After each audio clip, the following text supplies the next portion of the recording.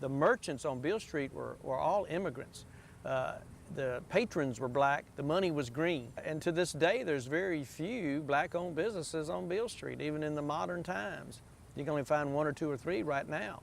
As the King assassination occurred, and again, the outward migration of the city, just like it did around the country, many cities went to the suburbs in the 60s and 70s, and Memphis had nowhere to go but east or north or south, couldn't go west, so downtown became a suburb of the geographical center of the city as it shifted to the east because of the floodplain across the river. Couldn't go that way, so it made things go further and further away from downtown, so the residential areas moved out into those neighborhoods, and the shopping centers took people's interest, and then the schools, and we kept on building roads to do it. Then we built an expressway system to take us even further from downtown and further from Beale Street. And then the urban renewal came in the 60s and 70s, and they knocked down over 400 buildings in that area. There's many vacant lands to this day you can see. In fact, there was a whole nother plan where Peabody Place Street, you call now, actually circled around, became Handy Circle around to Linden, which is now Martin Luther King, and the streets got all realigned, and then that got torn up and put back to its original street pattern in the 70s. But Beale Street from 1977 to 1983 was totally fenced off. You couldn't walk or ride down Beale Street or drive down Beale Street. Not a single business was open but A. Schwab, the general store, and it had its name put on the back of the store because you had to enter from the alley. And just a couple of years before that, in 75, the Peabody Hotel had closed and been closed for 6 years, and boarded up and bought on the auction block for $550,000. And Jack Belts told me he outbid Prince Mongo for that hotel at the time, the glorious Peabody Hotel. And by 1979, there was more people living in jail in downtown Memphis than living residentially. There was 500 people living downtown and 1,000 in jail. And the big deal was that we got to build a bigger jail, which we built and opened 201 Poplar before we opened the Peabody Hotel or built Mud Island. The city leaders finally came to say, hey, we got to do something about our downtown core. That's the heart and soul of our city.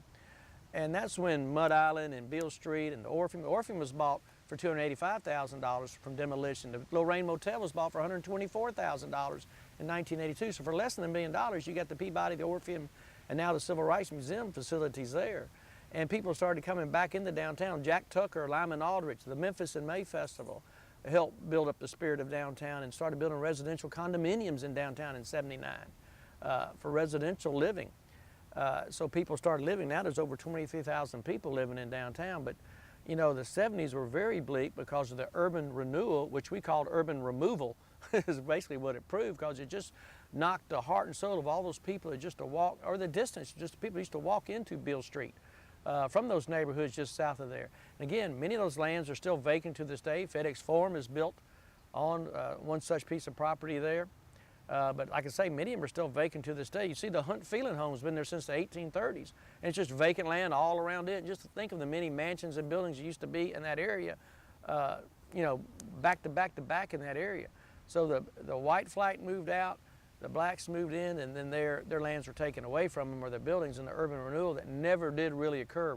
Urban renewal finally took hold in the 1980s at Beale Street when Elkington and Keltner came in, now later named Performa, and helped develop the street into the entertainment center that it is. And it's by no means is it the same street that it was known for 100 years as a commercial street. It's now an entertainment center that's the largest revenue grossing tourist attraction in the state of Tennessee, and obviously very successful with the music and the events and the alcohol and the food. It's a great thing for the street and for our city. But Beale Street, you know, was, like I said, the main street of Black America, probably one of the top 3 well-known streets in the country, behind Broadway and Bourbon Street. And it's surviving now, but it's on a second life, just like our city from the yellow fever epidemic took on a second life 100 years before that time. It just seems like every 100 years we renew ourselves again, you know.